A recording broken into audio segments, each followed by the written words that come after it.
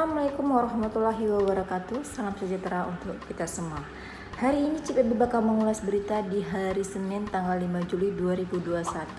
Tapi sebelum CPB mengulas berita hari ini, jangan lupa di like, comment, and subscribe.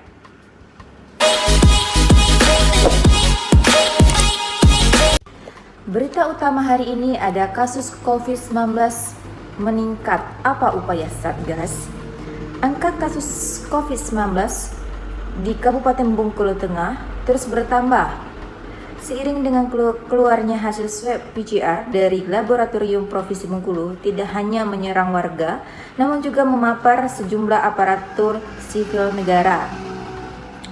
Berdasarkan rilis, Bengkulu Tengah saat ini telah mencapai 430 kasus. Rinciannya 342 orang sembuh, 11 orang meninggal dunia, 154 orang suspek, dan 77 orang isolasi. Bagaimana upaya Satuan Satgas menyikapi kasus COVID-19 ini? Ketua Komisi 2 DPRD Bengkulu Tengah, Sultan Ismail Eskom, mengatakan jika Satgas tingkat desa, kecamatan maupun kabupaten harus peka dan bergerak cepat dalam menyikapi adanya kenaikan angka COVID-19 saat ini, terutama memanfaatkan anggaran yang sudah disediakan untuk penanganan secara maksimal. Satgas mesti gerak cepat dan mengambil langkah pencegahan dan penanganan agar kasus COVID-19 ini tidak terus meningkat. Anggaran dipergunakan secara baik dan maksimal, kata Sultan.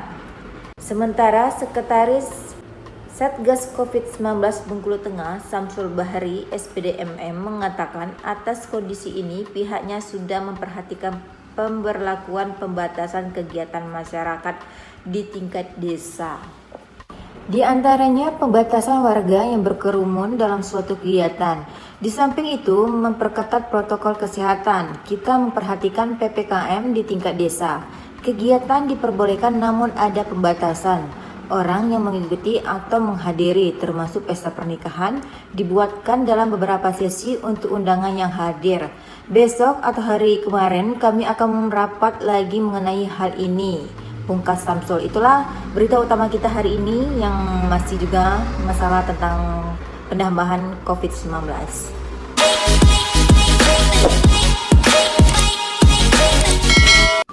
Berita selanjutnya ada keberangkatan Ulan tunggu instruksi Kemenpora.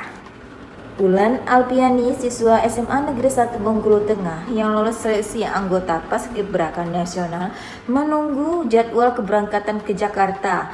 Pasalnya, hingga saat ini Dinas Pemuda dan Olahraga Kabupaten Bengkulu Tengah masih menunggu instruksi resmi dari Kementerian Pemuda dan Olahraga. Di samping itu, uang saku dari Bupati Bengkulu Tengah, Dr. Andes Haji Ferry Ramli ESH MH, PLT Kadispora Bengkulu Tengah, Dr. Andes Junaidi mengatakan jika pihaknya belum menerima jadwal dari Kementerian RI terkait keberangkatan Ulan. Jadwalnya belum tahu kapan, kita sama-sama menunggu. Ulan nanti ketika mau berangkat ada disiapkan uang saku dari Bupati, ujar Junaidi. Junaidi menuturkan, sembari menunggu keberangkatan Ulan diminta untuk melaksanakan latihan secara mandiri, terutama untuk latihan fisik. Di antaranya lari sepanjang 3 meter, push up, dan sit up. Tak hanya Ulan, namun anggota Paskibra Kabupaten dan Provinsi diminta melaksanakan tugas harian pagi dan sore hari, lari 3 km, terus push up, sit up. Aktivitas di-share ke grup, kemudian jelang pertemuan kembali akan dites, kata Junaidi. Sementara orang tua Ulan, Hardi Yoga, mengatakan setiap harinya turut mendampingi anak untuk melakukan latihan fisik sembari menunggu jadwal keberangkatan. Kemudian pada masa pandemi COVID-19 ini dirinya telah menyerahkan seluruhnya kepada pemerintah provinsi terkait dengan keamanan dan protokol kesehatan. Memang ada sedikit kekhawatiran, tapi kami percayakan kepada pemerintah provinsi, pungkas Hardi. Itulah berita tentang siswa yang kemarin diterima atau lolos di Paskibraka dari SMA Negeri 1 Bengkulu Tengah.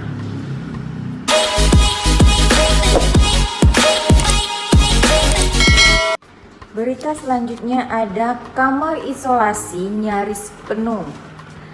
Di sisi lainnya, kamar isolasi yang disediakan oleh RSUD Bengkulu Tengah saat ini nyaris penuh.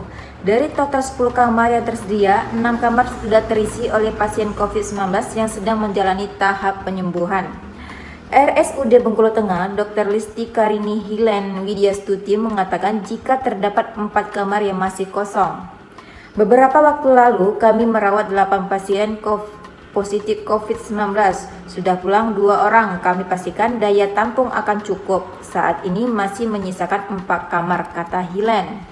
Hilen menjelaskan, jika kedapatan terjadi lonjakan pasien untuk dirawat sesuai arahan dari Kandinkes Provinsi Bengkulu, pihaknya telah menyiapkan ruangan bangsal anak untuk dijadikan ruangan perawatan. Pasien yang dirawat berasal dari Kecamatan Karangtinggi, Tabah Penanjung, Talang 4, serta Meringgi Kelindang. Pasien yang dirawat silih berganti, jelas Hilen. Hilen mengungkapkan dalam merawat pasien pihaknya telah mempersiapkan 8 orang tenaga kesehatan dengan menggunakan alat perlindungan diri lengkap. Termasuk untuk kebutuhan tabungan oksigen pasien juga masih ada stok. Stok tabung masih cukup untuk 3 bulan ke depan jika tidak ada lonjakan pasien. Demikian ujar Hilen. Nah, itulah beberapa berita yang Cik Pebi bacakan pada hari ini. Pengen yang lebih lengkap lagi, kalian bisa berlangganan koran. Langsung saja menghubungi karyawan yang bersangkutan. Dan kami juga mempunyai media sosial, itu ada di Instagram, Facebook, dan Twitter. Dan Cik Pebi bakal mengingatkan kali lagi untuk jangan lupa di like, comment, and subscribe. Cik Pebi dan kru yang bertugas berterima kasih. Assalamualaikum warahmatullahi wabarakatuh.